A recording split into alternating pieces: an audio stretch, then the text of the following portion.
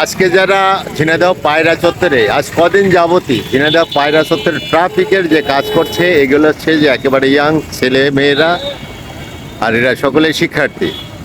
আমার একটি জোর দাবি থাকবে যে পরবর্তীতে যখন সরকারি চাকুরিতে কোনো নিয়োগ হবে, যেন এই বিএনসিসি, স্কাউট অথবা এরকম যারা শিক্ষার্থী আছে তারা যেন সবার আগে অগ্রাধিকার পায়।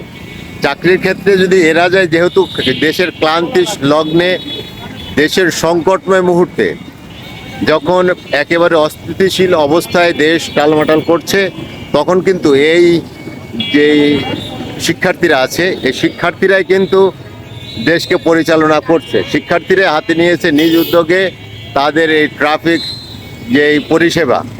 পরিষেবা, অথবা ইতিমধ্যে অনেক জায়গায় ডাকাতি বা ধর্ষণের খবরে শোনা গেছে, যেগুলা এই শিক্ষার্থীরাই কিন্তু ব্যাক করছে, এবং শিক্ষার্থীরাই হচ্ছে যে ফিরিয়ে আনছে দেশের ভালো ভাবমূর্তি। সেক্ষেত্রে আমরা যদি দেখি যে দেখেন 5 মিনিট দাঁড়াতেই হবে, 5 মিনিটের বিকল্প নেই। এই জন্যই আজকের এই দেশের ক্লান্তি লগ্নে যে শিক্ষার্থীরা মাঠে নেমেছে, মাঠের কাজ করছে, দেশের কাজ করছে, যারা দেশের কাজ করছে, এদের জন্য সরকারি চাকুরিতে প্রথম অধিকার দেয়া হয় এবং দুর্নীতিমুক্তভাবে তাদের জন্য চাকরি। আগে যেমন চাকরি নিতে গেলে ঘুষ লাগতো, ঘুষ বাণিজ্য ছিল, এবার যেন ঘুষ বাণিজ্য বাংলাদেশে না থাকে। তাদেরই যে পরিশ্রম করছে দেশের জন্য করছে, তারা যখন চাকরি করবে আশা করি তারাও দেশের হয়েই ভালো কাজগুলো করবে, দেশকে সুন্দর করতে, দেশকে সমৃদ্ধশীল করতে। এই ছাত্রছাত্রীরা একদিন ভালো উজ্জ্বল নক্ষত্রের মতো হয়ে উঠবে আমাদের কাছে। এই জন্যে আমি জোর দাবি জানাবো যেন বাংলাদেশ সরকারি চাকরিতে এই বিএনসিসি, স্কাউট সহ যেই শিক্ষার্থীরা মাঠে নেমে আজ দেশকে সুন্দর একটি পরিষেবায় দেওয়ার জন্য মাঠে নেমেছে, তারা যেন সরকারি চাকরিগুলো সবার আগে পায়।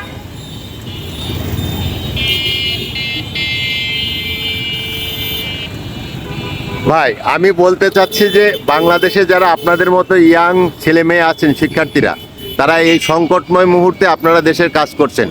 আমি আশা করছি যে সরকার যখন কখনো সরকারি চাকরিতে নিয়োগ দেবে, আপনাদের জন্য সবার আগে অগ্রাধিকার দেওয়া হয়। এই মতে আপনি কি বলতে চান?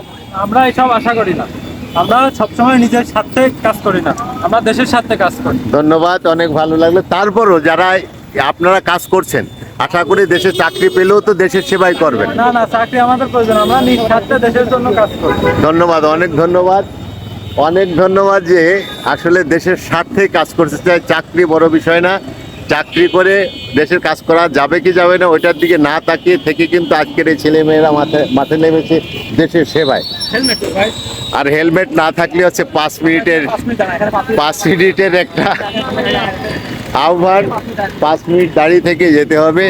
এটা হলো যে কাউকে ছাড় নেই, কিন্তু মানে যে কেউ হোক না কেন, হেলমেট বাদে যে মানুষই মোটরসাইকেল নিয়ে রাস্তায় আসুক, তাদের জন্য 5 মিনিটের এই বার্তা দিয়ে রেখেছে।